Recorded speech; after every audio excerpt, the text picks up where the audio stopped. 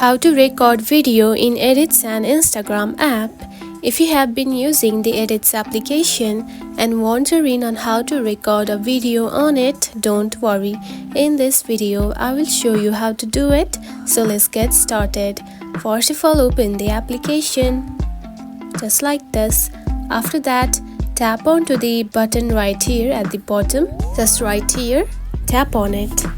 Now to record a video, simply tap onto this red button right here. You can also record video using the music right here. Tap on it. Now from here, simply choose one audio music that you would like to add. And after that, simply tap onto this red button and you will record the video.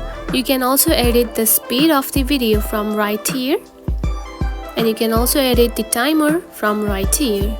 You can also add the effects right here.